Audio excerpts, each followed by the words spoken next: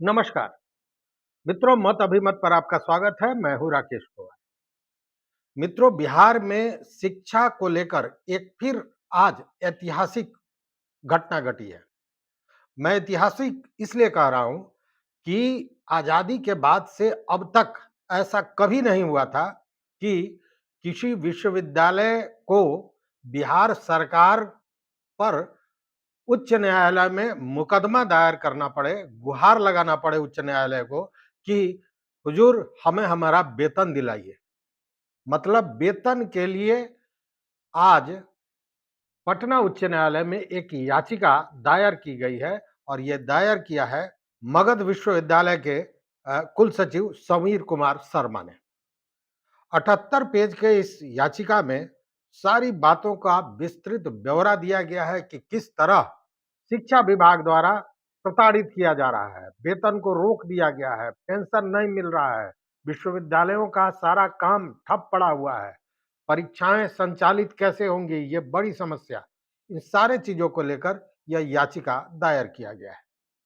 मगध विश्वविद्यालय के कुल सचिव समीर कुमार ने जो केस दायर किया है 78 पन्ने का पटना उच्च न्यायालय में, उसमें उन्होंने जो ये मामला दर्ज किया है उनमें बिहार सरकार, चीफ सेक्रेटरी बिहार सरकार, अपर मुख्य सचिव के पाठक एसीएस शिक्षा विभाग, सचिव शिक्षा विभाग, निदेशक उच्च शिक्षा Bihar school examination board Patna, deputy director उच्च शिक्षा माननीय कुलाधिपति को प्रधान सचिव के द्वारा और प्रधान सचिव राज्यपाल सचिवालय को पर यह मामला दर्ज किया गया है। मामला क्या है? मामला यह है कि शिक्षा विभाग द्वारा सारे विश्वविद्यालयों के का जो अकाउंट है, बैंक अकाउंट है, उसको फ्रीज कर दिया गया है, वेतन बंद कर दिया गया है। ये सारी चीजें हुई हैं और इसके चलते अब स्थिति ये हुई है, लगभग 3 महीने से विश्वविद्यालय के किसी भी शिक्षक को, सेवानिवृत्त कर्मी को, सेवानिवृत्त शिक्षक को न वेतन मिल रहा है, न पेंशन मिल रहा है। उसके अलावे रोजमर्रा की जो चीजें हैं, जो खर्च हैं, उसको भी मीट करने में अब विश्वविद्यालय के पसीने छूट रहे हैं, क्योंकि कोई पैसा नहीं है उनके पास। कारण ये कि ये मामला लंबा चल रहा है। इसके पूर्व भी उन्होंने बैंक के खातों को फ्रीज किया था, लेकिन कुलाधिपति के हस्तक्षेप के बाद फिर वो खुला था और फिर दोबारा सारे बैंक अकाउंट्स को फ्रीज कर दिया। और इतना ही नहीं, विश्वविद्यालयों के खाते में जो पैसे थे उसको ट्रांसफर करके शिक्षा विभाग अपने खाते में ले आया। मतलब पैसा ही नहीं छोड़ा गया उन खातों में, और खाता में जिसमें पैसा है उसको फ्रीज कर दिया गया। ऐसी स्थिति में अराजकता की स्थिति बनी हुई है। इसको लेकर पिछले दिनों एबीवीपी के छात्रों ने विरोध भी किया था, घेराव भी किया था के पाठक का, पुलिस के साथ हल्की नोक-झोंक भी हुई थी। ये सारी चीजें चल रही है, लेकिन इसी बीच में आज 22 अप्रैल को पटना उच्च न्यायालय के मुख्य न्यायाधीश विनोद चंद्रन के यहाँ यह मामला दायर किया गया है। 78 पन्ने का यह मामला है, जिसमें सारी चीजों को बताया गया है और साथ में उन पूरे घटनाक्रम में जिस तरह पत्राचार हुआ है, सारी चीजें हुई हैं, उसका भी ब्यौरा दिया गया है। जैसे 15/9/23 मतलब 15 सितंबर 2023 को कुलाधिपति द्वारा यह कहा गया था सारे विश्वविद्यालयों के पदाधिकारियों को कि अगर आप हेडक्वार्टर छोड़ते हैं तो उसके पूर्व आपको कुलाधिपति से परमिशन लेना होगा, स्वीकृति लेनी होगी। यह विश्वविद्यालयों के संचालन को बेहतर बनाने के लिए एक आदेश कुलाधिपति द्वारा दिया गया था। उस इसके बाद 23/11/23 को एक पत्र निदेशक उच्च शिक्षा द्वारा भेजा गया था, जिसमें कहा गया कि 28 नवंबर 2023 को एक बैठक बुलाई गई है और उसमें यह रिव्यू किया जाएगा कि आखिर परीक्षा में विलंब क्यों हो रहा है, रिजल्ट में विलंब क्यों हो रहा है। मतलब परीक्षाओं को सुचारू करने के लिए एक रिव्यू बैठक बुलाई गई।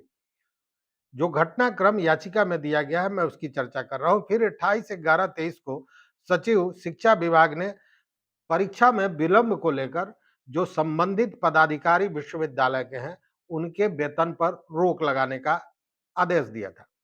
उसके बाद 30 नवंबर को कुलाधिपति महोदय के समक्ष विश्वविद्यालय के जो पदाधिकारी थे जिनके वेतन रोका गया था, उन लोगों ने इस पर आपत्ति जताई थी और कहा कि हमारे वेतन को मुक्त कराया जाए। इस पर से रोक हटाने की बात कही गई, गुहार लगाया गया। उसके बाद 28 फरवरी 2024 को एकेडमिक कैलेंडर को लेकर शोकॉज कर दिया गया। 6 मार्च को मीटिंग बुलाई गई कि परीक्षा में विलंब को लेकर, जिसमें नहीं जा पाए कोई भी, चूंकि कुलाधिपति की तरफ से उनको स्वीकृति हेडक्वार्टर छोड़ने का नहीं था। फिर 9 तारीख को एक बैठक बुलाई गई थी, लेकिन फिर उसे 15 तारीख के लिए रिशेड्यूल कर दिया गया था और उसको पोस्टपोन कर दिया गया था। कारण यही था कि उस दिन भी कोई नहीं पहुंचा था। फिर 15/3 को एक बैठक हुई थी, बुलाई गई थी, जिसमें परीक्षा, वेतन पर रोक आदि पर बात हुई थी और यह बैठक कुलाधिपति के द्वारा बुलाई गई थी। साथ में 22/3 को वित्तीय रोक के कारण उत्पन्न समस्याओं को लेकर अवगत कराते हुए कुलाधिपति को और सारे जगह एक पत्र भेजा गया था। फिर 28/3 को सभी विश्वविद्यालय के ऑडिट का निर्णय आता है। मतलब सारी चीजें आप देखें अगर तो लगेगा जैसे प्रतिक्रिया के रूप में हो रही है। इसलिए कि जब वेतन पर से रोक हटाने की बात की गई, उसके बाद में यह कहा गया कि नहीं, अभी सारे विश्वविद्यालयों का ऑडिट होगा। 1 अप्रैल को विश्वविद्यालयों के द्वारा कुलाधिपति को पत्र लिखा गया और इसमें जो ऐसी कार्रवाइयाँ हो रही हैं उसकी चर्चा की गई, उसको बताया गया और साथ में बैंक अकाउंट्स को खोलने की बात की गई। क्या-क्या समस्याएँ विश्वविद्यालयों को आ रही हैं, इसकी बात की गई। यह विश्वविद्यालयों द्वारा कुलाधिपति को लिखा गया। अब इसको लेकर, इन सारे मामलों को लेकर देखिए, ये पूरी घटनाक्रम क्या है, ये मैंने जिस्ट एक बताया कि कब-कब पत्राचार हुआ, लेकिन इसकी शुरुआत कहाँ से हुई है, वो याद कीजिए। देखिए, इसकी शुरुआत कहाँ से हुई, ये समझने वाली बात है। इसकी शुरुआत होती है तब जब एसीएस के पाठक आते हैं शिक्षा विभाग में, जो माध्यमिक शिक्षा है, प्राथमिक शिक्षा है, इसको लेकर रोज नए तुगलकी फरमान दे रहे थे। इसी में उन्होंने फरमान दिया था कि कोई भी व्यक्ति, कोई भी शिक्षक या कोई भी शिक्षा विभाग से जुड़ा हुआ व्यक्ति किसी भी तरह का बयान किसी भी प्लेटफॉर्म पे, किसी भी मीडिया हाउस में नहीं देगा। और उसके बाद विश्वविद्यालयों को लेकर उन्होंने कई आदेश दिए थे, जिस पर वो समय को लेकर था कि शिक्षक, विश्वविद्यालय के प्राध्यापक कब से कब तक रहेंगे, इन सारे चीजों को लेकर, जिस पर एक शिक्षक नेता संजय कुमार सिंह द्वारा बयान दिया गया था और उनके वेतन को उन्होंने रोका था। तब से ये तल्खी शुरू हुई थी और इसी और ये तल्खी बढ़ते-बढ़ते पहुंच गई कुलाधिपति के यहाँ। आप देख रहे होंगे कि के पाठक ने केवल मुख्यमंत्री के बात को नहीं माना, ऐसा नहीं है। मुख्यमंत्री ने सदन में जो बातों को कही थी, 3 बार 4 बार कहा था, उसको धत्ता बता दिया। उस पर शिक्षा विभाग ने अब तक आदेश नहीं निकाला है, कई महीने हो गए। अब इन मामलों को लेकर कुलाधिपति पर भी उन्होंने उँगली उठानी शुरू कर दी। विगत दिनों जब कुलाधिपति द्वारा एक बैठक बुलाई गई थी जिसमें एससी-एसटी के पाठक नहीं पहुंचे थे, जिसको लेकर एक शोकॉज पूछा गया था के पाठक से, कुलाधिपति के जो प्रधान सचिव हैं चौंगथू साहब, उनके द्वारा। और उस पर के पाठक ने तो कुलाधिपति के अधिकारों पर ही क्वेश्चन उठा दिया था, एक पत्र लिखा था। और उसके बाद 15 तारीख को कुलाधिपति ने बैठक बुलाई थी जिसमें के पाठक को बुलाया गया था, लेकिन के पाठक नहीं गए थे। मतलब लगातार ये तल्खियां बढ़ती जा रही थी और उसी के बाद आपको हमने बताया कि एबीवीपी के जो सदस्य हैं उन्होंने घेराव भी किया था, पुलिस के साथ हल्की सी झड़प भी हुई थी इस मामले को लेकर। अब इन चीजों से परेशान, व्याकुल जो शिक्षक हैं, जो विश्वविद्यालय का सारा काम रुका हुआ है, इसको लेकर विश्वविद्यालय के जो पदाधिकारी हैं, और सबसे पहले इसमें सामने आया है मगध विश्वविद्यालय, उसके जो कुलसचिव हैं समीर कुमार शर्मा साहब, उन्होंने ये याचिका दायर की है। अब इस पर क्या होता है, इसकी सुनवाई न्यायाधीश महोदय करेंगे, फिर इस पर निर्णय आएगा। लेकिन इस बीच में एक और बहुत बड़ा मामला सामने आया है और वो मामला ये है कि इसको लेकर एबीवीपी के जो राष्ट्रीय संगठन महामंत्री हैं याज्ञवल्क्य शुक्ला जी, उन्होंने भारत सरकार के कैबिनेट सचिव को पत्र भेजा है और उसमें यह कहा गया है कि बिहार के अपर मुख्य सचिव के अड़ियल रवैये से शिक्षा को बहुत बड़ा नुकसान हो रहा है। शिक्षकों का जो पूरा उच्च शिक्षा है वो चरमरा गया है, विश्वविद्यालयों का काम ठप है, परीक्षाएं नहीं हो रही है, 3 महीने से वेतन पेंशन तक बंद है, जबकि यह कानूनन जुर्म भी है एक तरह से। और इस पर उन्होंने कड़ा विरोध किया है और विरोध करते हुए पूरा पत्र लिखा है। इसको लेकर हमने जो याज्ञवल्क्य शुक्ला जी हैं उनसे बात भी की, तो उन्होंने इस सारे मैटर पर क्या कहा, इस मामले को पहले आप सुनिए कि उन्होंने क्या कहा। हेलो, नमस्कार जी नमस्ते। हाँ शुक्ला जी, हम बिहार से बोल रहे हैं, मत अभिमत चैनल से। बोला जाए सर। नमस्कार। शुभ नाम क्या हुआ आपका? राकेश कुमार नाम हुआ सर। बताया जाए सर। एक्चुअली जानकारी मिली, ये जो विश्वविद्यालयों को लेकर मामला है सर, इस पे आपने अपर मुख्य सचिव के मामले को लेकर कुछ लिखा है। मैंने कैबिनेट सेक्रेटरी को पत्र लिखा है जी। और वो पत्र है कि जिस प्रकार से खास करके बिहार के हायर एजुकेशन का एक इंटेंशनली क्या है इसके पीछे में अपर मुख्य सचिव जी को क्लियर करना चाहिए। जी। अननेसेसरी उनके या इतना बड़ा अधिकारी है तो नासमझी तो नहीं मैं कह सकता हूँ, लेकिन एक जिद है। जैसे बालकों की जिद होती थी, छोटे छोटे बालक हट करते थे कि हमको बलून चाहिए खेलने के लिए। हाँ। लेकिन इस देश में चीजें चलती है संविधान से। बिल्कुल। और संविधान हर व्यक्ति को एक फंडामेंटल राइट देता है। जी जी।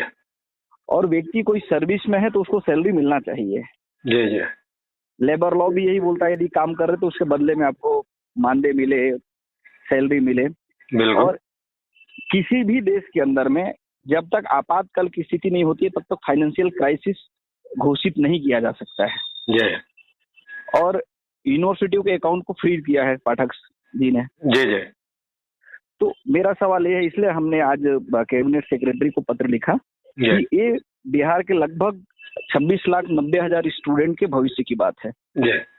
अब इसके कारण से क्या हो रहा है कि बिहार का पूरा एजुकेशन, हायर एजुकेशन जो है वो सड़क पर आने की स्थिति में, पेपर नहीं खरीद पा रहे एग्जामिनेशन के लिए, एवोल्यूशन नहीं हो पाएगा, रोज की जो डेली चीजें हैं वो नहीं मिल रही। 90 दिन से जो रिटायर है उनको पेंशन नहीं मिल रहा है। जी बिल्कुल। लास्ट 70 डेज से जो लोग काम कर रहे हैं उनको सैलरी नहीं मिल रहा है। जी जी। तो इसलिए हमने कहा कि आप इंटरवेन करें, क्योंकि ये डीओपीटी आपका ही है और आपके लोग हैं। जी। इसलिए प्रत्यक्ष रूप से कैबिनेट सेक्रेटरी ने इंटरवेन करते हुए एसीएस के पाठक जी के ऊपर में लगाम लगाना चाहिए। जी। इस पॉइंट को लेकर के मैंने आज पत्र लिखा है। जी जी। अब देखने वाली बात यह है कि इसको लेकर तो बिहार सरकार को कई तरह के पत्र दिए गए, कुलाधिपति भी इसमें हस्तक्षेप किए, लेकिन के पाठक तो रुकने का नाम ले नहीं रहे हैं। ऐसे में अब कैबिनेट सेक्रेटरी क्या करते हैं, ये बड़ा एक मुद्दा होगा। सर इसमें तो सबसे बड़ी चीज है कि बिहार सरकार को भी विचार करना पड़ेगा कि क्या किसी ब्यूरोक्रेट्स को इतनी शक्ति, मतलब दुरुपयोग करने का साहस कहाँ से मिल रहा है बिहार जैसे डेमोक्रेटिक स्टेट के अंदर में। जिस प्रदेश की मतलब डीपली रूटेड डेमोक्रेसी है, जहां 7,777 इलेक्टेड वैशाली गणराज्य में लोग आते थे, 90 लोग मिलकर के मंत्री परिषद चलाते थे, वहां एक ब्यूरोक्रेट्स को इतनी आजादी, और वो आजादी का दुरुपयोग करते हुए कि आज इंस्टीट्यूशन को, शिक्षकों को, आज शिक्षा जगत को किस दिशा में ले जाना चाहते हैं। मुझे एक तो उनका बाल हट लग रहा है, दूसरा डॉक्टर अजय जी ने भी एक बार कहा था कि इनको कुछ इलाज की जरूरत है। हाँ जी, सही बात है। तो ऐसी हट होती नहीं है नॉर्मली, कोई भी ब्यूरोक्रेट्स की इस प्रकार की जिद नहीं होती है।